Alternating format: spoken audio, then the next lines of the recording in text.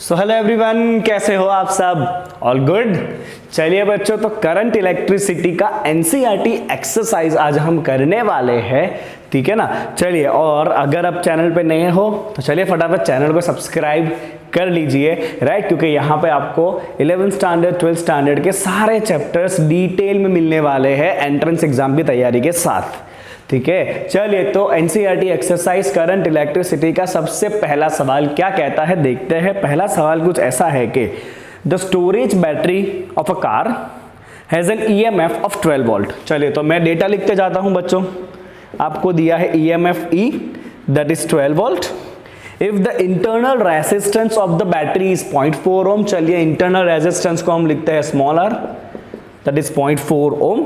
What is the maximum current that can be drawn from the battery? चलिए, आपको find करना है maximum current. आप कितना ड्रॉ करोगे, राइट। चलिए, तो करंट इलेक्ट्रिसिटी है तो सर्किट के बिना तो काम कैसे चलेगा, है ना। तो हम क्या करेंगे, एक छोटा सा बैटरी लेंगे जिसका ईएमएफ ई है और इस बैटरी का इंटरनल रेजिस्टेंस है स्मॉल आर।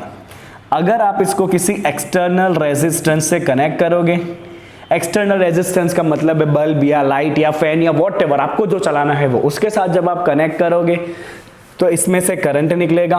और ये करंट क्या होता है बच्चों, अगर आप सिंपल ओम्स लॉ यूज करोगे तो करंट हो जाएगा आपका voltage divide by total resistance, that is R plus R. तो ये हो गया करंट का फॉर्मूला। अब क्योंकि हमें चाहिए मैक्सिमम करंट, तो मैक्सिमम करंट तब हो जाएगा जब ये एक्सटर्नल रेजिस्टेंस कितना हो, 0 हो। तो हम लिखेंगे कि फॉर मैक्सिमम करंट, राइट, ये जो आपका R है वो क्या करेंगे 0, तो मैक्सिमम करंट खाली हो जाएगा E बाई आर। चलिए, EMF है 12, ये है 0.4, 12 बाई 0.4 मतलब 30 एम्पियर। तो इस बैटरी में से मैक्सिमम 30 एम्पियर करंट निकलेगा। चलिए बच्चों, सवाल नंबर 2 नंबर का सवाल क्या कहता है, a battery of EMF 10 volt and internal resistance 3 ohm। चलिए, वापस बैटरी आई, EMF दिया हुआ है 10 volt, internal resistance small r है 3 ohm, is connected to the resistor। if a current in the circuit is 0.5 ohm, current is given 0.5 ampere, what is the resistance of the resistor। तो external जिसके साथ आपने battery को connect किया है वो resistor कितना है, फाइंड कर लेंगे। What is the terminal voltage of the battery if the circuit is closed। तो टर्मिनल वोल्टेज मतलब V निकालना है आपको। चलिए, मामू जैसा क्वेश्चन, ऐसा ही फिगर सेम टू सेम वापस आप बनाओगे, क्योंकि बैटरी है इसको कनेक्ट किया है एक्सटर्नल रेजिस्टर के साथ। चलो, करंट का फॉर्मूला है EMF divide by R plus R। चलिए, करंट है 0.5, EMF है 10, R दिया है आपको 3 प्लस है capital R, 3 plus R is equal to 10 बाई 0.5 that is 20, R is equal to 17 ohm, that is your external resistor जो आपने कनेक्ट किया है। चलिए बच्चों, टर्मिनल वोल्टेज कितना होगा बैटरी का। अब 2 तरीके से ये कर सकते हो, मैं तो सिंपल तरीका ही बताऊंगा, हमेशा आपको टिप्स एंड ट्रिक के साथ काम करना है ना। तो टर्मिनल वोल्टेज V होता है I into external resistor. Terminal voltage होता है बच्चों I इंटू एक्सटर्नल रेजिस्टर। चलिए बच्चों, I कितना है आपका 0.5 एंड एक्सटर्नल रेजिस्टर है 17, ये हो गया आपका 8.5 volt. This is the terminal voltage. आप ऐसे भी कर सकते थे इसको, V equal to E plus I R, sorry V equal to E minus I R से भी आप कर सकते थे, तो भी आपका आंसर जो है वो सेम आता, 8.5 वोल्ट, ठीक है। चलिए बच्चा लोग, सवाल नंबर 3 पे चलते हैं। क्या कहता है देखिए, तो क्वेश्चन नंबर 3, ओहो 3 resistor 1 ohm 2 ohm and 3 ohm are combined in series, what is the total resistor. अब ये तो मजाक है, 3 रेजिस्टर सीरीज में कनेक्ट करो। चलो, आ गया। कितने रेजिस्टेंस है, 1 ohm 2 ohm and 3 Om.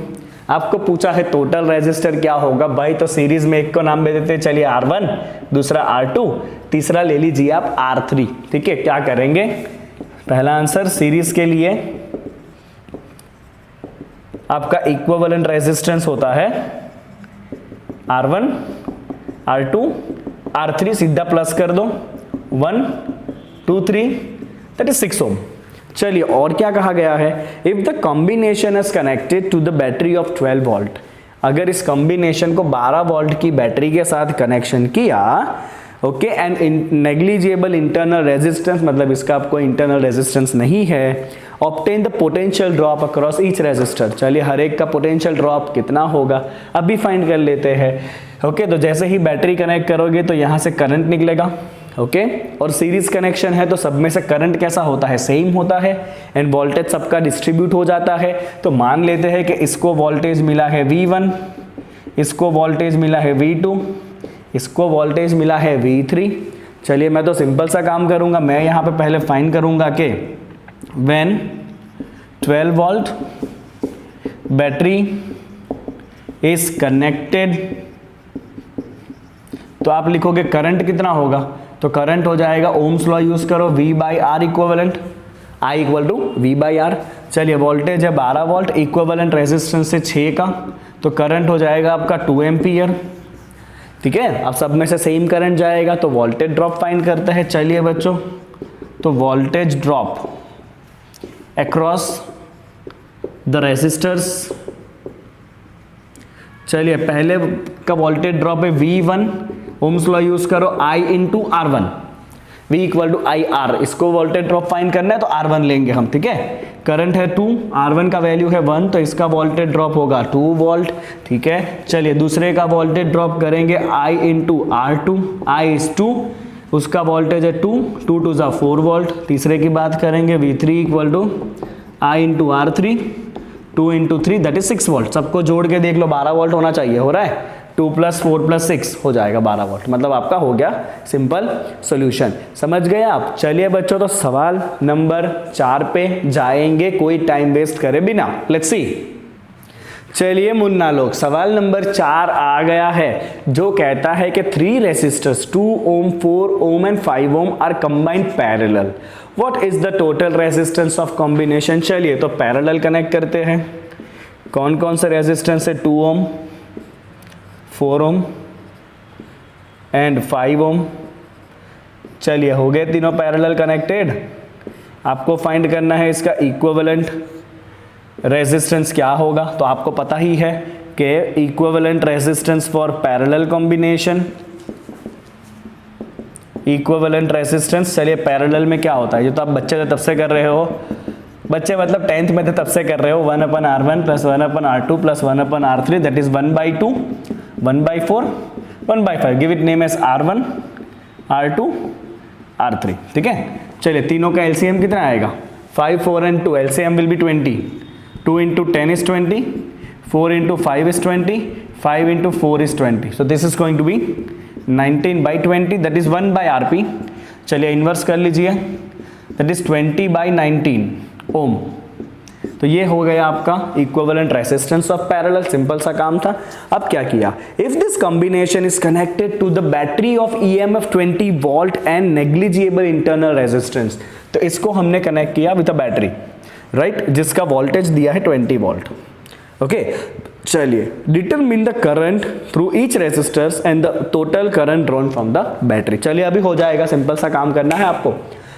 Okay, simple C battery है, कनेक्ट करोगे तो करंट निकलेगा। अब करंट यहाँ पे पैरेलल में डिवाइड हो जाता है ना, पैरेलल में करंट के पास 3 रास्ते हैं, ये रास्ते हैं करंट के। तो यहाँ से R1 में से करंट गया I1, R2 में से करंट गया I2, R3 में से करंट गया I3।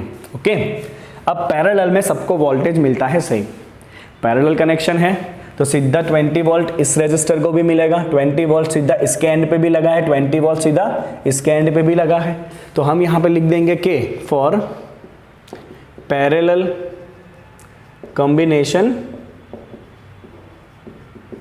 Voltage drop across all resistors are same and which is equal to the voltage of battery 20 volt.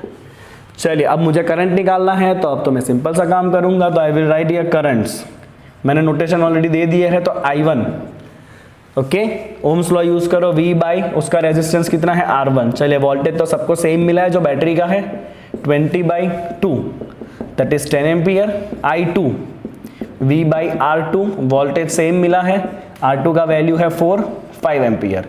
I3 V by R3 voltage same मिला है, R3 है 5, that is 4 ampere. हो गया सबका current. चलिए टोटल करंट चाहिए, लो दे देता हूं भैया लोग टोटल करंट भी। तो टोटल करंट है I1, I2, I3, 10, 5, 4 that is 19 ampere. तो इतना जाएगा बैटरी में से टोटल करंट। समझ गए ना? समझ ही जाओगे ना, सिंपल सा तो सवाल था। तो चलिए ना, तो सवाल नंबर 5 पे चलते हैं। टाइम का है वेस्ट करना है मुन्ना लोग। तो सवाल नंबर 5 देखिए आपके स्क्रीन के ऊपर आ गया है। सवाल कहता है कि at room temperature 27 degree Celsius the resistance of a heating element is 100 ohm. Okay, एक टेम्परेचर दिया है आपको। तो टेम्परेचर दिया है, let's give it name as T1, 27 degree Celsius. वहां पे रेसिस्टेंस दिया है, keep the resistance R1 which is 100 ohm. तो 27 डिग्री सेल्सियस के ऊपर रेसिस्टेंस है 100 ओम। तो मैंने 27 को T1 नाम दे दिया, रेसिस्टेंस को मैंने R1 नाम दे दिया। What is the temperature of the element if the resistance is found to be 117 ओम।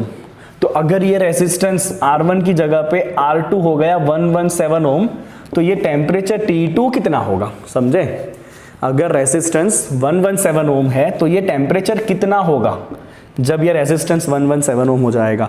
चलिए, given that temperature coefficient of the material, temperature coefficient मतलब अल्फा 1.70 इंटू 10 पावर -4 पर डिग्री। डिग्री में है तो आपको टेम्परेचर डिग्री ही रखना है, चेंज करोगे तो भी फर्क नहीं पड़ेगा, because that is a difference of temperature, right? चलिए कोई बात नहीं। अब आपको पता होगा, आपने थियरी पढ़ा होगा अच्छे से, what I believe is, right? तो आपको पता होगा कि जैसे जैसे आप टेम्परेचर वेरी करोगे रेसिस्टेंस भी वेरी होता है, राइट? जो कंडक्टर से उनका रेसिस्टेंस टेम्परेचर के साथ बढ़ता है। और फॉर्मूला ऐसा होता है कि R is equal to R0 1 plus alpha into T minus T0। This is the formula, right? जब भी आप ये फॉर्मूला अप्लाई करो, आप लिख देना बच्चों, temperature dependence of resistance, temperature dependence of resistance R, right? अब क्योंकि यहाँ पे आपको R0 का सिचुएशन नहीं दिया है, T0 भी आपको नहीं दिया है, तो आप क्या करोगे इसके अंदर? इस क्वेश्चन को आप कैसे सॉल्व करोगे? चलिए बताता हूँ मैं आपको क्विकली इसको क्या करना है वो। तो आप ये R की जगह कर दो R2, R0 का आप ले लो R1, T की जगह आप लिख सकते हो T2 और T0 की जगह आप लिख सकते हो T1। दो सिचुएशन है ना, राइट? तो जो लो टेम्परेचर वाला है उसको आप T1 रखो, उसके रेजिस्टेंस को R1 रखो। जो हाई टेम्परेचर वाला है उसके टेम्परेचर को T2 और उसका रेजिस्टेंस R2। चलिए, R2 का वैल्यू है बच्चों 117, R1 इज 100, अल्फा भी ऐसे ही रखो, keep it as it is. चलिए, आप डिवाइड करोगे 117 बाई 100, फिर ये 1 सामने आएगा तो -1 हो जाएगा, that is going to become alpha into T2 minus T1। चलिए, ये हो गया 1.17 minus 1, that is 0.17 divide by alpha. Alpha का वैल्यू कितना है बच्चों? This is 1.7 into 10 power -4, that is T2 minus T1 कितना है? 57 डिग्री। इसको आप सॉल्व करना, ये हो जाएगा आपका 1000 is equal to T2 minus 27, so your T2 is going to be 1000 plus 27। चलिए, इतना होगा वो टेम्परेचर जहां पे आपका रेजिस्टेंस कितना हो जाएगा? 117 ओम हो जाएगा। समझ आया ना सबको? चलिए अगला सवाल क्या कहता है। ओके, चलिए बच्चों, करंट इलेक्ट्रिसिटी, आई होप कि आपने थियरी अच्छे से कर लिया है सबने, है ना? ओके, इतने ज़्यादा कोई थियरी वैसे भी इस चैप्टर में है नहीं। ऐसे जैसे आगे जाएंगे वैसे वैसे किरचॉफ लॉ के क्वेश्चन आएंगे, मजा आएगा आपको। एकदम सिस्टमेटिक वे में हम किरचॉफ लॉ के सारे न्यूमेरिकल्स को सॉल्व करेंगे, ठीक है? ओके, बिल्कुल भी कुछ भी चीज़ों को मैशी किए बिना देखना आप मैं कितना इजीली किरचॉफ लॉ के सारे क्वेश्चन को सॉल्व कर लूँगा और आपके दिमाग में एक ही बार में सब कुछ फिट कर दूंगा। ओके, हमेशा के लिए। अगला सवाल देख लेते हैं। चलिए, अगला सवाल है क्वेश्चन नंबर 6। तो क्वेश्चन ऐसा है कि a negligible small current is pass through the wire of length 15 metre. Okay, length है वायर का, चलिए 15 मीटर लेंथ है, and the uniform cross section is area A, which is 6.0 into 10 to the power -7, and its resistance is measured to be 5 ohm। चलिए, wire का resistance दिया है 5 ohm. करना क्या है, what is the resistivity of the material at the temperature of the experiment. ओ बाप रे, रेसिस्टिविटी कितना होगा, तो we know that resistance is equal to rho into L by A. बिल्कुल मत कहना कि सर इसको सॉल्व करो ना पूरा, है ना, पाप लगेगा अगर ऐसा कहा है तो आप लोगों ने। खुद से तो सॉल्व कर सकते हो आप इतना, जैसे इसको आप सॉल्व करोगे आपका आंसर आ जाएगा 2 into 10⁻⁻7 ohm into metre. Unit याद रखना, यूनिट के आधे आधे मार्क कटते हैं आपके एग्जाम में, आपको नहीं कटवाने हैं बिल्कुल भी, ठीक है ना, यूनिट पे ध्यान देना। चलिए ना अगला सवाल number 7। A silver wire has a resistance of 2.1 ohm at 27.5 degree Celsius and resistance of 2.7 ohm at 100 degree Celsius. Determine the temperature coefficient of the resistivity. Temperature coefficient find करना है, राइट, अल्फा निकालना है आपको। Condition लिखते हैं, पहला आपको R1 दिया हुआ है 2.1 ओम, कितने टेम्परेचर पे, तो T1 है 27.5 डिग्री, फिर रेसिस्टेंस हुआ आपका 2.7 ओम, तब ये टेम्परेचर T2 था आपका 100 डिग्री सेल्सियस। आपको फाइंड करना है what is the temperature coefficient alpha, कितना है ये आपको फाइंड करना है। चलिए बड़े प्यार से अल्फा को हम फाइंड कर लेंगे।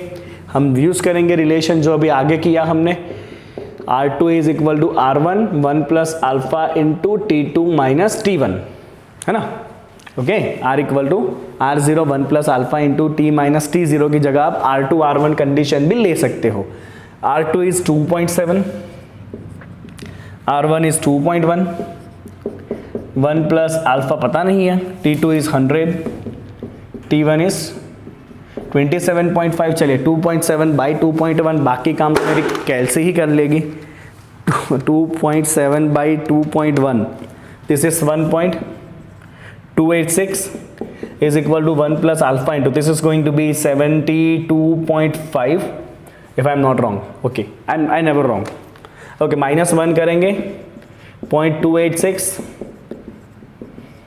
डिवाइड करिए। चलिए as soon as you will divide you will get this 0.00394।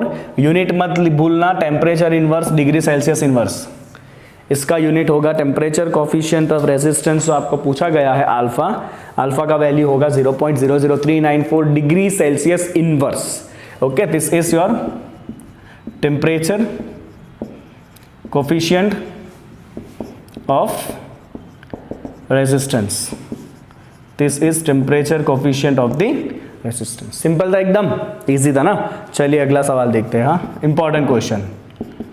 This question number 8 is important for your all upcoming exams. Question ये है, a heating element using nichrome connected to a 230 volt supply draws an initial current of 3.2 ampere. तो जैसे ही आपने nichrome के wire को connect किया voltage source के साथ, उसने कितना करंट ड्रॉ किया, स्टार्टिंग में 3.2 ampere, which settles after few second to the steady value of 2.8 ampere. तो करंट जो है वो कुछ टाइम के बाद 3.2 में से घट के 2.8 हो गया, वहां पे वो स्टेडी हो गया, ठीक है। What is the steady temperature of heating element if the room temperature is 27? तो होगा क्या बच्चों, स्टार्टिंग में वायर रूम टेम्परेचर पे होगा, वायर ठंडा होगा, राइट। जैसे ही करंट पास होगा धीरे धीरे हीटिंग इफेक्ट की वजह से वायर गर्म होगा, तो उसका रेजिस्टेंस बदलेगा, तो जो करंट आ रहा है वो भी बदलेगा। कुछ टाइम के बाद वायर का टेम्परेचर स्टेडी हो जाएगा, वही आपको फाइंड करना है, ठीक है। चलिए, तो आपको डेटा दिया है, वोल्टेज आपका सेम है, वोल्टेज सोर्स जो है वो 230 वोल्ट है, इनिशियल करंट I1 था, कितना था 3.2 एम्पियर, और इनिशियली आपका वायर रूम टेम्परेचर पे था। So I will mention it here, this is at room temperature, and वो रूम टेम्परेचर आप ले सकते हो T1, क्योंकि मैंने 1 को स्टार्टिंग नोटेशन दिया है, तो टेम्परेचर T1 में ले लूंगा 27 डिग्री सेल्सियस। चलिए कुछ टाइम के बाद I2 हो गया आपका 2.8 ampere, that is steady current, right. तब आपका फिलामेंट गर्म हो चुका है, and you can take temperature T2 जो आपको फाइंड करना है, ठीक है, ओके। एंड टेम्परेचर कोएफिशिएंट आपको दे दिया है अल्फा का वैल्यू, विच इज 1.7 इंटू 10⁻⁻4। चलिए समझ आ गया आपको सवाल। वायर को आपने कनेक्ट किया, स्टार्टिंग में वायर रूम टेम्परेचर पे था, राइट, तो रेजिस्टेंस भी उसका कम रहेगा, तो उसने ज़्यादा करंट खींचा।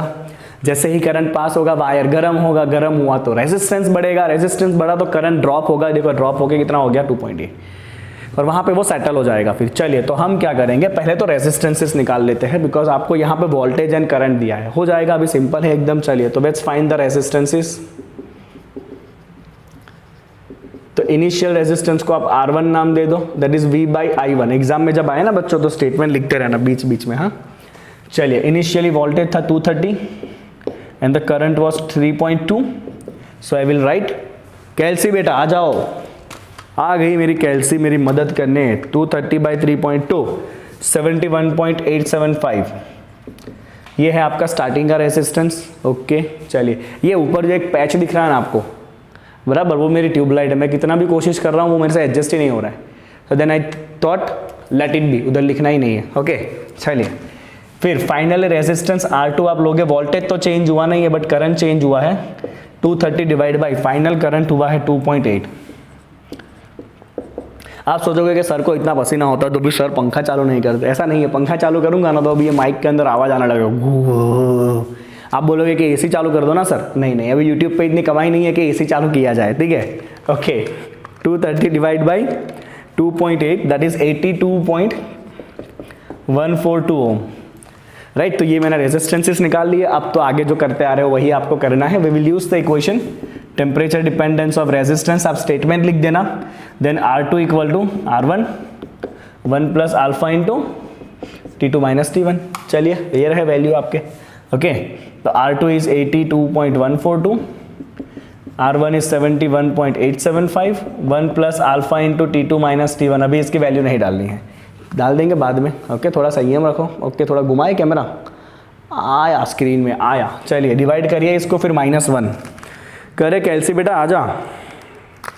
82.142 डिवाइड बाई 71.875 -1, ओह 0.1428। मैंने 1 माइनस कर लिया, ये बचा अल्फा कितना है 1.7 इंटू 10 पावर -4। T2 पता नहीं है, T1 था 27। चलिए डिवाइड करके देखते हैं। Okay that is 840 is equal to T2 minus 27। चल प्लस कर दे मुन्ना। जैसे ही तुम प्लस करोगे तुम्हारा आंसर हो जाएगा 867 degree Celsius. This is the steady temperature of the wire. इतना हो जाएगा स्टेडी टेम्परेचर आपके हीटिंग एलिमेंट का। Okay this is the steady temperature of the nichrome wire. इतना हो जाएगा स्टेडी टेम्परेचर। समझ गए क्या किया? वो वोल्टेज करंट को यूज करके रेसिस्टेंस निकाला और फिर आपका मामू जैसा फॉर्मूला यूज कर लेना, ठीक है। चलिए कॉपी करेंगे सब लोग साथ मिलके फटाफट। चलिए भाई सवाल नंबर 8 आ गया, सर्किट वाला पहला सवाल। सवाल आपकी आंखों के सामने है, ये रहा। आपको एक सर्किट दिया है, आपको पूछा है determine current in each branch. हर एक ब्रांच में करंट कितना है आपको ये भी पूछ सकते हैं। Determine the voltage drop across each branch. Once you find the current you can easily find the voltage drop. अब सबसे पहले तो ये देखने में ना कुछ एक जानी पहचानी सर्किट जैसा है। बोलो कौन सी है वो जानी पहचानी सर्किट? सही कहा, वेस्टर्न ब्रिज जैसा दिख रहा है और वेस्टर्न ब्रिज है नहीं, क्योंकि वेस्टर्न ब्रिज में क्या होता है, इन दोनों ब्रांच का रेसिस्टेंस का रेशियो और इन दोनों ब्रांच का रेसिस्टेंस का रेशियो सेम होता है, तो फिर इस ब्रांच में से कोई करंट नहीं जाता है। दैट इज वेस्टर्न ब्रिज, इसको आप निकाल सकते हो। बट यहाँ पे तो इसका रेशियो 10/5 है, दैट इज 2, 10/5, और इधर रेशियो 5/10 है, दैट इज 1/2। मतलब रेशियो सेम नहीं है, तो ये वेस्टर्न ब्रिज नहीं है। वेस्टर्न ब्रिज होता ना तो सवाल अभी आसान हो जाता, चुटकी बजा के खत्म कर देते, ठीक है ना। इसको निकाल देते, फिर बाकी बच्चा सीरीज पैरेलल से हो जाता। तो यहाँ पे क्या करेंगे, कोई बात नहीं, आपको एक भगवान का नाम याद आएगा, that is Kirchhoff. Kirchhoff Kirchhoff वही करना है आपको। सबसे पहले आपको करंट डिस्ट्रीब्यूशन करवाना पड़ेगा, उसके बाद आप किरचॉफ का सेकंड लॉ अप्लाई करोगे। चलिए बताता हूँ करंट यहाँ पे किस तरह से हम डिस्ट्रीब्यूट करेंगे। तो लेट्स से कि बैटरी में से टोटल करंट निकला I।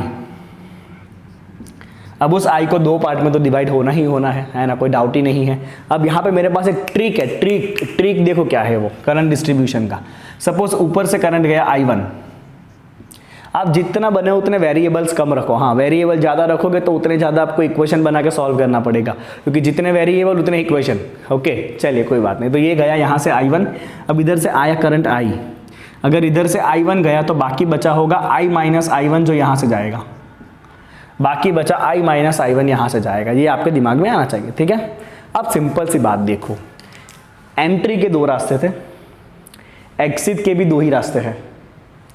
अगर टोटल करंट I एंट्री किया है तो टोटल करंट एग्जिट भी I ही करेगा। अगर यहाँ पे 10 एम्पियर में से I1 करंट ने एंट्री किया है तो यहाँ पे 10 एम्पियर में से I1 करंट ही एग्जिट करेगा, तो ही आपका सर्किट सिमेट्रिक रहेगा। समझो लॉजिक क्या मारा मैंने, वो अगर 10 एम्पियर में से I1 करंट ने एंट्री किया है तो 10 एम्पियर में से I1 करंट ही वापस एग्जिट करेगा, और यहाँ पे अगर 5 एम्पियर में से I माइनस I1 ने एंट्री किया है तो यहाँ से 5 एम्पियर में से वापस I minus I1 he exit करेगा, तभी जाके आपका सर्किट कंप्लीट होगा। तो देखो यहाँ से I माइनस I1 आया, यहाँ से I1 आया, I1 उड़ के बाहर निकला I, ओ परफेक्ट परफेक्ट। तो इस ब्रांच में क्या जाएगा, कुछ नहीं, सिंपल है। यहाँ से I1 करंट आया, इधर गया I माइनस I1, इधर से I1 करंट आया, इधर गया I माइनस I1, तो बाकी कितना बचा होगा, देखो सिंपल है। यहाँ से आया I1 करंट, उसमें से इधर I माइनस I1 चला गया, तो बाकी कितना बचा होगा, I1 minus I minus I1, समझे ना। यहाँ से I1 करंट आया, इधर से I माइनस I1 गया, तो बाकी कितना बचा होगा, बाकी बचा होगा I1 minus this I minus I1 जो एंट्री किया, माइनस दिस वन जो बाकी बचा वो इधर से गया, that is I1 minus this I minus I1। तो ये आप ब्रैकेट ओपन करो, ये हो जाएगा आपका 2I1 माइनस I, वो इस ब्रांच का करंट है। समझ गए इतना आप, ओके। करंट विजिबल है एकदम, अरे टकाटक विजिबल है भाई, हाई डेफिनेशन कैमरा यूज कर रहा हूँ मैं, ठीक है। चलिए आगे बढ़ते हैं, दोग सपाटा मजाक चलते रहना चाहिए बीच बीच में, है ना। ओके, अभी आपके पास कितने वेरिएबल है वो देखो। तो जो मैं देख पा रहा हूँ मेरे पास 2 ही वेरिएबल है। अगर मैं यहाँ पे I2 लेता ना तो फिर 3 वेरिएबल हो जाते, I1 एंड I2। काम सिंपल रखना है, तो यहाँ पे 2 ही वेरिएबल में काम हो जाएगा आपका, बिकॉज सर्किट थोड़ा सिमेट्रिक है। 10 10 5 5 that is symmetric circuit, that's why आप 2 वेरिएबल में कर लोगे। अगर यहाँ पे कोई रेजिस्टेंस अलग हुआ ना तो फिर आपको तीसरा एक लेना ही पड़ेगा, दैट इज I2, ओके। वो पूरी अलग चीज हो जाएगी, बताऊंगा कभी एंट्रेंस एग्जाम के क्लास में कि अगर सारे रेजिस्टेंस अलग अलग हुए तो इक्विवेलेंट कैसे फाइंड करना है। चलिए इस पे आ जाए वापस। 2 वेरिएबल दिख रहा है I एंड I1, तो आपको कम से कम 2 इक्वेशन लगाने पड़ेंगे, 2 इक्वेशन बनाने पड़ेंगे। चलिए तो पहला इक्वेशन में बना लूंगा क्लोज पाथ के ऊपर, इधर will make this one, okay. और दूसरा मैं यहाँ पे नहीं बनाऊंगा क्योंकि उसमें सेम ही इक्वेशन आपका आ जाएगा, तो दूसरा इक्वेशन हम बनाएंगे इधर से लेके इधर तक। ओह वाओ, क्लोज पाथ में आपको बनाना है, राइट। तो सबसे पहले मैं लिखूंगा यहाँ पे के, इसमें ज्यादा कुछ ना आपको स्टेटमेंट नहीं लिखना होता है, आप सीधा लिखोगे applying Kirchhoff's voltage law, KVL, applying Kirchhoff's voltage law on the path ABDA, close loop बना, ऑन ABDA। आई होप कि आपको किरचॉफ लॉ आता है। चलिए मैं आपको छोटा सा ट्रिक बता देता हूँ किरचॉफ में क्या करना है। देखिए बहुत सिंपल है, ये रेजिस्टेंस है R, करंट इधर से आ रहा है, और आप जब लूप में ट्रैवल कर रहे हो, अगर आप भी इसी तरफ जा रहे हो तो आपको करना है -IR। आपका ट्रैवलिंग डायरेक्शन और करंट डायरेक्शन सेम है तो आप करोगे -IR, वोल्टेज ड्रॉप होता है वहां पे, ठीक है। अगर करंट इस तरफ से आ रहा है और आप जब ट्रैवल कर रहे हो लूप में, तो अगर आप सामने से आए तो सामने सामने टकरा गए तो ये हो जाएगा +IR, ओके। चलिए इसी तरह से अगर बैटरी है, ये प्लस होता है, ये माइनस होता है। अगर आप ऐसे ट्रैवल कर रहे हो plus two minus, let's say battery का EMF E है, अगर आप प्लस टू माइनस ट्रैवल कर रहे हो तो -E आएगा,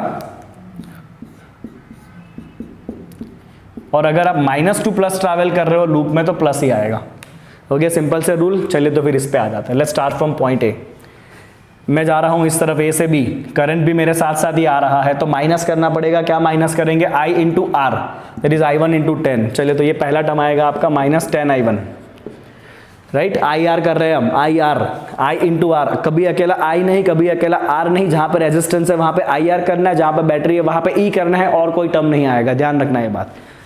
चलिए A से B पहुंचे, अब हम जा रहे हैं नीचे, B से D की तरफ। करंट भी हमारे साथ साथ ही आ रहा है नीचे की तरफ, हम भी नीचे जा रहे हैं, करंट भी नीचे आ रहा है, तो वापस माइनस, माइनस क्या होगा? I into this R, again minus, resistance है 5, करंट है उसका 2I1 माइनस I। चलिए चलते हैं वापस, इधर अब हम जा रहे हैं ऊपर, हमें वापस जाना है ना घर पे D से E के तरफ, तो करंट अब सामने मिला, देखो करंट ऐसे आ रहा है, हम ऐसे जा रहे हैं, समझे? सामने मिला तो प्लस करेंगे, क्या प्लस करेंगे? I into R, that is 5 into I minus I one, plus करेंगे 5 into I minus I one. चले वापस अब घर पहुंच गए तो टोटल ईएमएफ का जो एडिशन है वो जीरो हो जाता है। That's the Kirchhoff second law. पूरे क्लोज पाथ के ऊपर जो भी ईएमएफ का चेंज है वो कितना होता है? ओवरऑल जीरो होता है। चलिए बच्चों अब इसको ब्रैकेट ओपन करते हैं, minus 10i1 minus 10i1, this is going to be minus minus plus 5i। मैं यहाँ पे कोई गलती करूँ तो आप ध्यान रखना, ठीक है? माइनस 10i1, 5 टू ज़ा minus 10i1, minus minus plus 5i, plus 5i minus 5i1 is equal to 0, minus 10 minus 10 minus 5 minus 25i1 plus 10i is equal to 0। देखो कोई एक इक्वेशन मिला आपको, सामने लो इसको 10i इक्वल टू 25i1, तो आपको एक मस्त इक्वेशन मिल गया। यहाँ से i1 हो गया आपका 10/25, that is 2/5i। i1 equal to 10/25, 5 से कट करो, दैट इज 2/5i। इसको नाम दे दो 1, ये बहुत काम आएगा आगे जाके। चलिए ओके, तो एक मुझे मिल गया पहले मेरे क्लोज लूप से। अब दूसरा क्लोज लूप आपका ये है, ए से, बी से, सी से बैटरी, एक पॉइंट का नाम पे देते हैं यहाँ पे, let's give it name as D and F. Okay, तो दूसरा हम अप्लाई करेंगे, अप्लाइंग केवीएल ऑन, चलिए ए से चालू करेंगे, ए से जाएंगे, बी से जाएंगे, सी से जाएंगे, डी से जाएंगे, एफ से जाएंगे, ए पे आएंगे, ये लूप। चलिए शुरू करिए बच्चों, ए से बी जाइए, आप ऐसे जा रहे हो, करंट भी साथ में आ रहा है, रेजिस्टेंस है तो माइनस 10i1। हाँ चलिए बी पे पहुंचे, हमें आगे जाना है बी से सी की तरफ, हम ऐसे जा रहे हैं, करंट भी हमारे साथ साथ आ रहा है, that is minus 5 into I minus आई1। चलिए हम सी पे पहुंचे, अब हमें नीचे निकलना है डी पे, हम ऐसे जा रहे हैं बट यहाँ पे तो रेजिस्टेंस भी नहीं है, बैटरी भी नहीं है, तो ये पार्ट आएगा ही नहीं। चलिए आगे चलते हैं, बैटरी आई, छोटा माइनस बड़ा प्लस, हम इस तरफ जा रहे हैं, हम जा रहे हैं माइनस से प्लस, माइनस से प्लस जाओगे तो बैटरी में क्या होता है? माइनस से प्लस जाओगे तो बैटरी में प्लस ईएमएफ कर देना है, तो हम इस तरफ जा रहे हैं माइनस से प्लस, तो बैटरी में करेंगे प्लस ईएमएफ, ईएमएफ है उसका 10, सीधा यहाँ पे ईएमएफ आएगा, आईआर नहीं आएगा, तो ये हो जाएगा आपका प्लस 10, क्योंकि हम इस तरफ जा रहे हैं माइनस से 10। चलिए आगे जा रहे हैं, हम ऐसे जा रहे हैं, करंट भी साथ में आ रहा है, रेजिस्टेंस आया, करंट अगर साथ में आएगा तो माइनस आईआर, माइनस 10 इंटू आई। अगर आप एक बार में ना समझ पाओ, थोड़ा सा पीछे जाना 20-30 सेकंड, वापस देखना, समझ में आ ही जाएगा 100%। चलिए आगे बढ़ते हैं, एफ से जाएंगे ए की तरफ, यहाँ पे तो कुछ है ही नहीं, तो कुछ नहीं आएगा, ए पे आ गए, वापस घर वापसी हो गई, तो ये हो गया आपका 0, हो गया ना घर वापसी, तो ये हो जाएगा आपका 0। चलिए ब्रैकेट ओपन करते हैं, इसके भगवान का नाम दे के minus 10i1 minus 5i minus minus plus i1 minus 10 minus 10i 0। चलिए i1 वाले कितने term, minus 10i1 plus 5i1, तो ये हो गया मेरा माइनस 5i1, सही है ना, माइनस 10 प्लस 5, ये minus 5i minus 10i minus 15i, ये प्लस 10 इज इक्वल टू 0। बराबर, मजा आ रहा है ना। चलिए सब में से 5 कॉमन निकालो और इन दो टर्म को सामने ले लो, तो आपका माइनस साइन निकल जाएगा। 5 कॉमन निकाल रहे, ये हो गया i1, ये हो गया 3i, ये सामने गया तो माइनस होगा, सबका माइनस निकाल लिया है हमने। 5 कॉमन निकालो, दैट इज 2। आई होप कि आप इतना कर सकते हो, 12 साइंस में हो आप सब लोग जो देख रहे हैं वीडियो को।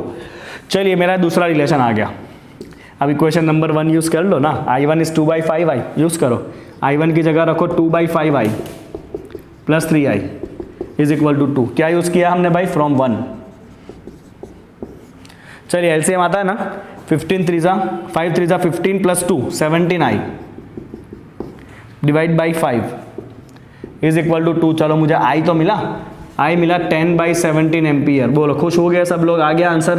देखो मैंने एक भी जगह पे छेका नहीं मारा है, बहुत ही सिस्टमेटिक वे में मैंने न्यूमेरिकल सॉल्व किया है। किरचॉफ के न्यूमेरिकल ऐसे है ना बच्चों, अगर आप सिस्टमेटिक नहीं करोगे ना तो समझ लो आपका 5 मिनट का न्यूमेरिकल 20 मिनट खा जाएगा। तो ध्यान रखना है कि सिस्टमेटिक वे में करे, हड़बड़ी करे बिना, आराम से करना किरचॉफ लॉ के क्वेश्चन, ठीक है। चलिए आई आ गया, इक्वेशन नंबर 1 यूज करो, आपको i1 भी मिल जाएगा। तो i1 is equal to 2/5i, आई कितना आया है 10/17, ये मैंने 1 यूज किया है, राइट। चलिए कट करिए इसको, 5 2 10, दैट इज 4/17 एम्पियर। तो ये मुझे मिल गया i1, कितना मिला बच्चों, i1 मिला मुझे 4/17 एम्पियर। चलिए आगे बढ़ते हैं, अब देखते हैं कि आपको हर एक ब्रांच का करंट पूछा था। Let's see current in all branches, let's see. सबसे पहले करंट इन ऑल ब्रांचेस, यही तो पूछा है, 4 ब्रांच है। सबसे पहले ए बी का current, that is I1। A B में तो I1 करंट ही, और I1 सीधा हमें मिला है 4/17 एम्पियर। ओके, अगर अब करंट का वैल्यू आपका नेगेटिव हुआ ना, सॉल्व करके नेगेटिव हुआ, इसका मतलब आपने जो डायरेक्शन प्रेडिक्ट किया है वो गलत है, सही डायरेक्शन आपको खाली उल्टा लिख देना है। चलिए बताता हूँ, आएगा एक आध में माइनस। ए बी हो गया, बी सी चलते हैं। बी सी में करंट है आपका I माइनस I1। I का वैल्यू था आपका 10/17, I1 का वैल्यू था 4/17। सब्ट्रैक्ट करो, नीचे तो सेम ही है, that is 6/17 ampere. Okay, direction positive आया है, मतलब जैसे हमने शो किया है वैसे ही होगा। चलिए नेक्स्ट ब्रांच चलते हैं, एडी। एडी का भी है I minus I1, same to same यही वाला 6/17 एम्पियर, ये भी पॉजिटिव आया है, मतलब कोई गड़बड़ नहीं है। चलिए एक दो ब्रांच बाकी बचे हैं, कहाँ लिखे, इधर लिखते हैं। ओके, संसार है, एडजस्टमेंट करना पड़ता है, आपके पास सप्लीमेंट्री होगा, घुमा के लिख देना पीछे। चलिए एडी हो गया, नेक्स्ट इज डीसी पार्ट या CD part, let's write DC. Okay, current है I1 आपका सीधा सीधा कितना है भाई, 4/17 एम्पियर, तो ये भी पॉजिटिव आया, मतलब आपने जैसे दिखाया है वैसे ही होगा। आप यहाँ पे लिख देना इस तरफ है, मतलब from D to C, just mention it in everyone. यहाँ पे ए टू बी में पॉजिटिव आया आंसर, आप यहाँ पे लिख देना फ्रॉम ए टू बी, नहीं तो आपके मार्क काट लेगा चेक करने वाला। अगर उसको ऐसा मन हो गया कि चल इसके 90+ आ रहे हैं ना, आधा आधा मार्क ढूंढना पड़ेगा काटने के लिए, तो नुकसान हो जाएगा आपका, फिर ध्यान रखना। चलिए आखिरी बाकी बचा है BD। तो BD है बच्चों आपका 2I1 minus I, 2 into I1 किधर है, I1 ये रहा 4/17 माइनस I कितना है, I है आपका 10/7। हाँ आया नेगेटिव, देखो दिस इज 8 माइनस 10, तो ये हो गया आपका 8 माइनस 10, मतलब -2/17 एम्पियर। अब ये आया नेगेटिव, नेगेटिव आया तो क्या आप पूरा न्यूमेरिकल वापस गनोगे, ना ना ऐसा कुछ नहीं करना है। आंसर नेगेटिव आया, इसका मतलब हमने जो डायरेक्शन प्रिडिक्ट किया है B to D, वो डायरेक्शन गलत है, सही डायरेक्शन होगा फ्रॉम D to B, उल्टा। तो आपको यहाँ पे खाली इतना लिख देना है, करंट नेगेटिव आया है, मतलब सही इसका डायरेक्शन है D to B, that's it. Okay, पूरा कुछ गिनना नहीं है आपको, नेगेटिव आया करंट, मतलब हमारा प्रेडिक्टेड डायरेक्शन गलत है, सही डायरेक्शन उससे अपोजिट है। सो आई होप कि आपको ये क्वेश्चन मस्त रीते समझ में आ गया है। करंट का रूप कैसे बनाया हमने, करंट कैसे लिखे, उसके अंदर किरचॉफ कहाँ पे अप्लाई करना है। I hope this will be very clear. Okay, चलिए तो फिर अगले न्यूमेरिकल की तरफ चलते हैं, क्या कहता है, लेट्स सी। चलिए चलिए चलिए, सवाल नंबर 10 आ चुका है आपकी स्क्रीन के ऊपर। सवाल ऐसा कहता है कि in a meter breach the balance point is found to be at 39.5 centimeter from end A. Where is end A? Here it is your end A, this is your end B. तो आपको पहले question में ये दिया है कि जो null point है, मैं आपको समझाऊंगा नल पॉइंट क्या है वो भी। That null point L1 it is at distance of, let's call it 39.5 centimeter when the resistor Y is 12.5 ohm। ये Y का रेजिस्टेंस जो है ना, दिस इज 12.5 ओम, ठीक है। चलिए determine the resistance of X, X का रेजिस्टेंस कितना होगा।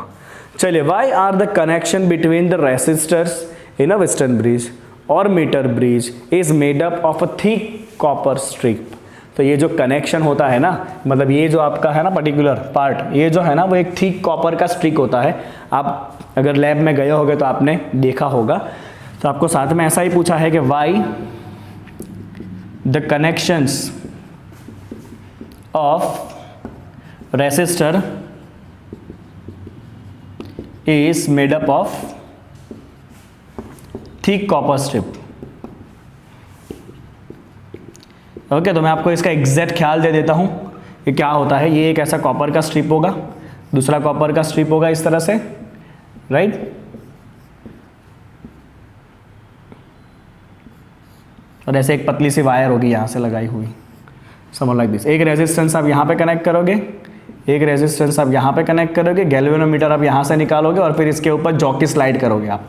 इधर बैटरी तो होगा ही, ये तो होना ही है आपका, राइट। तो ये जो है ना वो थिक कॉपर स्ट्रिप क्यों होता है, इसके पीछे का रीज़न क्या है, चलिए समझा लेता हूँ आपको मैं फटाफट विदाउट वेस्टिंग एनी टाइम। चलिए सबसे पहले तो होना क्या है, तो ये आपका अल्टीमेटली एक वेस्टर्न ब्रिज वाला सर्किट बन जाएगा, जहाँ पे दो रेजिस्टेंस जो है वो ये वायर देने का काम करेगा, बिकॉज वायर को खुद भी तो रेजिस्टेंस होता है ना, right. And when you will slide this jockey, ये गैल्वेनोमीटर का डिफ्लेक्शन चेंज होगा, और जब ये गैल्वेनोमीटर का डिफ्लेक्शन 0 हो जाए तब आप समझ लो आपका ब्रिज जो है वो बैलेंस हो चुका है, राइट। तो हम यहाँ पे लिखेंगे कि इन balanced condition of the bridge, in balanced condition of bridge, चलिए ब्रिज जब बैलेंस कंडीशन में आ जाएगा तो इन दोनों का जो रेशियो होगा, ये एक रेजिस्टेंस है, या वायर का भी रेजिस्टेंस होगा, that is directly proportional to the length. तो यू कैन राइट इन दोनों का रेशियो, और इन दोनों का रेशियो कैसा हो जाएगा, सेम हो जाएगा। तो you can write x by L1 is equal to y by 100 minus L1। चलिए x हमें फाइंड करना है, नल पॉइंट हमारे पास था, दैट वाज 39.5, y का रेजिस्टेंस भी हमारे पास था 12.5, दिस इज 100 माइनस 39.5। चलो सॉल्व करोगे बच्चों, as soon as you will solve it. बता देता हूं मैं आपको आंसर कितना आएगा। इसका आंसर आ जाएगा आपका 8.16 ओम।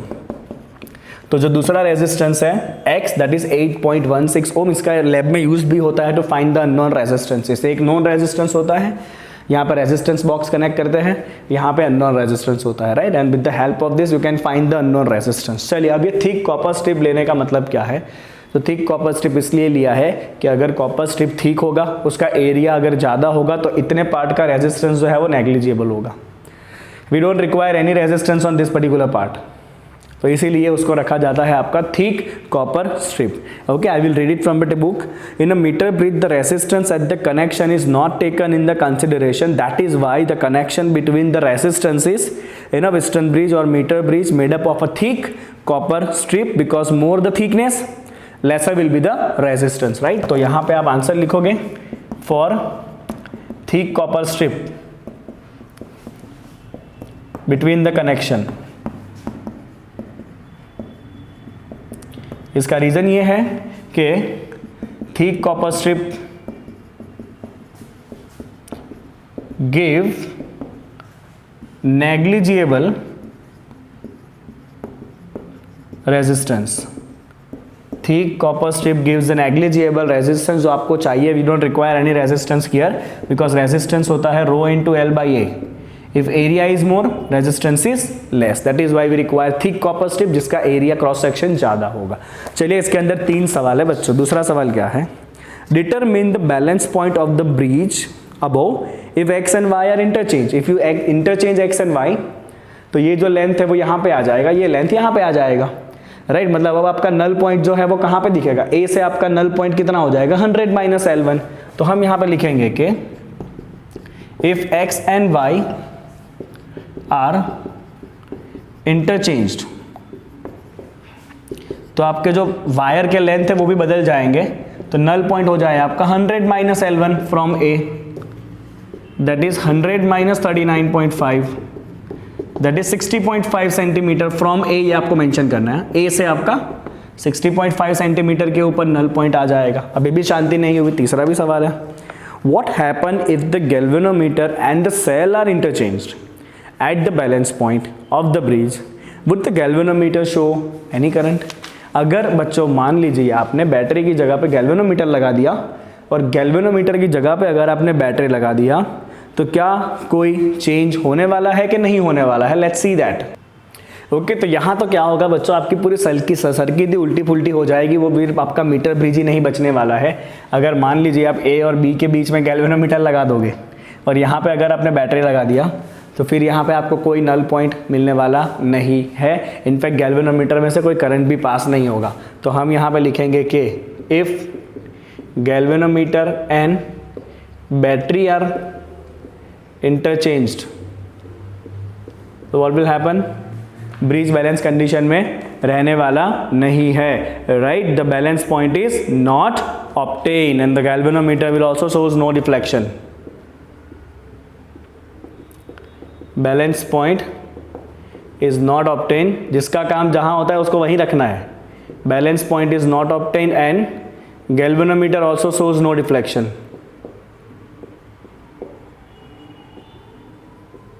ठीक है, तो ये हो गया आपका सवाल number 10, that is of meter bridge. चलिए सवाल नंबर 11 देखते हैं क्या कहता है वो। चलिए बच्चों, क्वेश्चन नंबर 11 आपके स्क्रीन के ऊपर आया है। सवाल है कि a storage battery of EMF 8 volt. चलो सबसे पहला आया EMF, लिखो अपने डाटा में EMF 8 volt and internal resistance 0.5 ohm. Internal resistance is R, which is 0.5 ohm, okay, is being charge by a 120 volt DC supply using a series resistance of 15.5 ohm. आपको क्या करना है, ये आपको एक दिया हुआ है स्टोरेज बैटरी, उसको आपको चार्ज करना है, राइट। और चार्ज करने के लिए आप जो एक्सटर्नल वोल्टेज लगा रहे हो 120 वोल्ट डीसी है, there is a charging voltage, ठीक है। चलिए, और साथ में एक सीरीज में रेजिस्टेंस कनेक्ट किया है 15.5 ohm. You want to find what is the terminal voltage of the battery. Battery का टर्मिनल वोल्टेज कितना होगा, राइट। और आपको फाइंड करना है what is the purpose of having a series resistance in the charging circuit. ये जो are है ना, उसका पर्पस क्या है। चलिए, पहले मैं आपको चार्जिंग का सर्किट समझा देता हूं बराबर क्या करना है। ये आपका जो सेल है जिसका ईएमएफ आपको दिया है ई और उसका इंटरनल रेजिस्टेंस है आर। आप इसको अगर चार्ज करना चाहते हो ना, तो आपको इससे ज़्यादा वोल्टेज का सप्लाई लेना पड़ेगा और उसको प्लस के साथ प्लस जोड़ना पड़ेगा, राइट। तो इसके प्लस के साथ हम चार्जिंग बैटरी का भी जोड़ेंगे प्लस, इस तरह से, और साथ में रखेंगे एक सीरीज में बड़ा सा रेजिस्टेंस आर। ये चार्जिंग सप्लाई वोल्टेज आपको दिया है बच्चों 120 वोल्ट, राइट। कितना दिया है, 120 वोल्ट दिया हुआ है। और ये जो बैटरी का ईएमएफ है वो है आपका 8 वोल्ट और ये इंटरनल रेजिस्टेंस है आपको 0.5 ओम। कितना है बच्चों, इंटरनल रेजिस्टेंस आपका दिया हुआ है 0.5 ओम। चलिए, सबसे पहले हम फाइंड करेंगे कि सर्किट में करंट कितना फ्लो हो रहा है। Let's see. तो ये बड़ी बैटरी है तो डेफिनेटली उससे से करंट निकलने वाला है, ऑब्वियस है ना, ये बाप है, ये बच्चा है, तो इसमें से करंट निकलेगा, राइट। तो हम यहाँ पे लिखेंगे कि current flowing in a circuit. The very first thing, current flowing in a circuit. Okay, या तो आप किरचॉफ लॉ अप्लाई करो या तो फिर आप डायरेक्ट भी कर सकते हो वोल्टेज बाय रेजिस्टेंस करके। मैं आपको वोल्टेज बाय रेजिस्टेंस करके दिखाता हूं। तो I equal to total voltage divide by total current, total resistance, right. अब टोटल वोल्टेज में यहाँ पे आपके पास दो बैटरी है, एक 8 वोल्ट का है, एक 120 वोल्ट का है। देखो क्या दोनों एक दूसरे को सपोर्ट कर रहे हैं कि अपोज कर रहे हैं। यहाँ पे ये दोनों एक दूसरे को अपोज कर रहे हैं बिकॉज प्लस के साथ प्लस जोड़ा है। राजा के सामने राजा है, बवाल हो जाएगी, मारामारी हो जाएगी। तो ये दोनों एक दूसरे को काटेंगे वोल्टेज को, तो वोल्टेज कितना बचेगा, 120 माइनस 8 बचेगा। एंड रेजिस्टेंस तो एक दूसरे से सपोर्ट ही करता है, ऑलवेज सीरीज में कनेक्टेड है दोनों, तो रेजिस्टेंस हो जाएगा आपका। आर का वैल्यू कितना था बच्चों, आर का वैल्यू था 15.5 plus 0.5, right, that is 112 by 16, ये हो गया आपका 7 एम्पियर। चलिए, सर्किट में से 7 एम्पियर का जा रहा है करंट। अब आपको जो फाइंड करना है इसका टर्मिनल वोल्टेज कितना होगा। अब बहुत ही ध्यान से देखना बच्चों, terminal voltage of battery during charging, right. So that terminal voltage V equal to E minus IR, ये नॉर्मली होता है, ये तब होता है when the battery discharge। यहां पे बैटरी चार्ज हो रहा है तो यहां पे जो टर्मिनल वोल्टेज होगा वो V प्लस IR होगा, राइट। तो मैं यहां पे लिख देता हूं आपके लिए V equal to E minus IR, ये होता है for discharging of the battery. When V equal to E plus IR होता है during the charging of battery, right. Because जब बैटरी को चार्ज करोगे ना तो आपको ईएमएफ जितना तो वोल्टेज देना ही है, साथ में ये भी जो ड्रॉप करेगा ना IR जितना, वो भी आपको देना पड़ेगा, राइट। तो आपको टोटल वोल्टेज इसका 8 देना है और इसका जो ड्रॉप करने वाला है, ये जो खर्चा करेगा ना, वो भी आपको सप्लाई वोल्टेज में देना पड़ेगा साथ में। That's why it is plus IR, right. चलिए, ईएमएफ है 8, I है आपका 7, इंटरनल रेजिस्टेंस है 0.5, ये हो गया आपका 8 plus 3.5 that is 11.5 volt. This is the terminal voltage. इतना रहेगा मेरे बच्चों टर्मिनल वोल्टेज जब आप बैटरी को चार्ज कर रहे हो बाय दिस पर्टिकुलर केस, ठीक है। आपको ये भी पूछा इसका रोल क्या है, तो इसका रोल है करंट को कंट्रोल करना, क्योंकि अगर ये नहीं होता ना, सोचो करंट कितना हो जाता। अगर ये 15.5 नहीं है तो करंट होता 112/0.5 that is 224 ampere current. Oh my goodness, इतने ज़्यादा करंट से सारे वायर ऐसे ही फ्यूज हो जाते, राइट। इतना गर्म हो जाता सर्किट। तो करंट को कंट्रोल करने के लिए हम सीरीज में रेजिस्टेंस रखते हैं। तो series resistance control the current, it control the charging current. इसके बिना तो धमाके भमाके हो जाते हैं, सर्किट पूरा जल जाता आपका। ओके चलिए बच्चों, आई होप कि आपको समझ में आ गया। And I will mark this question as 3 star for your exams, 3 star question for your exam. अब यहाँ पे एक की जगह पे ऐसा बोला हो 4 सेल को साथ में करना है तो कुछ बात नहीं है, कोई टेंशन नहीं है। 4 सेल को अगर साथ में करना है तो यहाँ पे आपका वोल्टेज जो है ना, यहाँ पे आपको 4 बार लेना पड़ेगा, क्योंकि जब सीरीज में कनेक्ट करते हो सेल्स को तो EMF प्लस करते हैं हम। ओके चलिए बच्चों आगे बढ़ते हैं सवाल नंबर 12 के ऊपर। चलिए सवाल नंबर 12 आ गया है आपके स्क्रीन के ऊपर। सवाल ये कहता है कि in a potentiometer arrangement a cell of EMF 1.25 volt gives a balance point at 35 centimeter length of wire. If the cell is replaced by another cell and the balance point shift to 63 centimeter, what is the EMF of the second cell? चलिए potentiometer सबसे आसान question होते हैं potentiometer के बच्चों। तो हम क्या करेंगे, पहले लिखेंगे सवाल है पोटेंशियोमीटर का। चलिए जब आपने पोटेंशियोमीटर के ब्रिज में E1 EMF कनेक्ट किया है दैट इज 1.25 वोल्ट, तो उसने नल पॉइंट दिया L1 is equal to 35 centimetre. तो ये E2 कितना होगा अगर आपको नल पॉइंट जो है वो 35 की जगह पे 63 सेंटीमीटर पे मिला है तो हम लिखेंगे कि फॉर पोटेंशियोमीटर उसके ब्रिज में जो भी EMF होता है that is directly proportional to the length of wire जहाँ पे आपको नल पॉइंट मिलता है। मैं कभी थियरी पार्ट कराऊंगा तब आपको डिटेल में समझाऊंगा पोटेंशियोमीटर कैसे काम करता है and all that things, right. अभी आप सिंपल याद रखोगे E is directly proportional to L, so you can write E1 by E2 equal to L1 by L2। चलिए E1 is 1.25 by E2, L1 is 35 by 63, 7 से cut करो,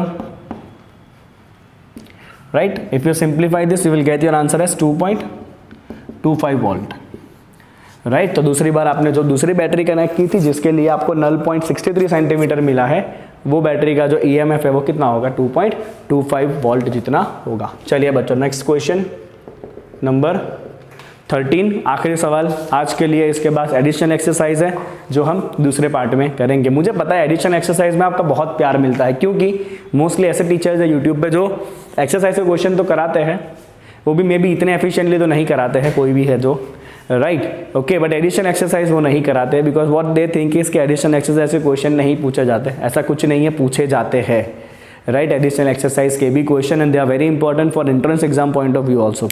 चलिए सवाल नंबर 13 क्या कहता है, the number density of free electron in a copper conductor estimated at 8.5 into 10 power 28। चलिए नंबर डेंसिटी मतलब स्मॉल n, ओके।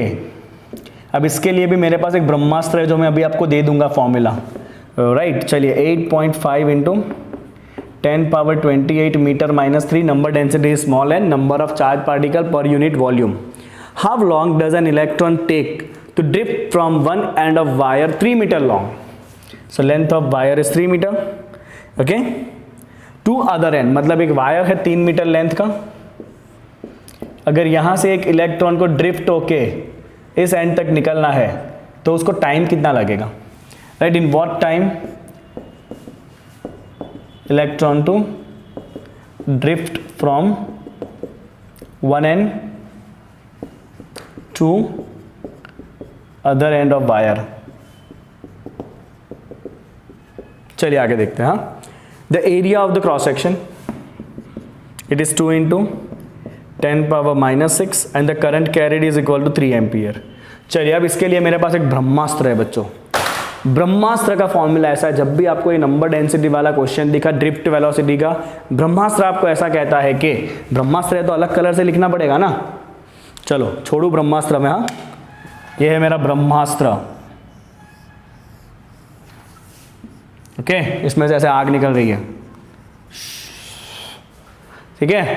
तो ब्रह्मास्त्र ऐसा कहता है कि J equal to I by A is equal to sigma into E is equal to NAVD। जा बेटा, तेरे इस संसार के सारे समस्याओं का हल इसके अंदर है, मतलब इस पर्टिकुलर चैप्टर में ये जो आपका टॉपिक है। बड़ा करते हैं थोड़ा, नहीं चीजें लिखनी पड़ेगी ना। J is current density, sigma is conductivity, right. E is electric field जो आपने अप्लाई किया हुआ है, VD is drift velocity and N is number density, N is number density.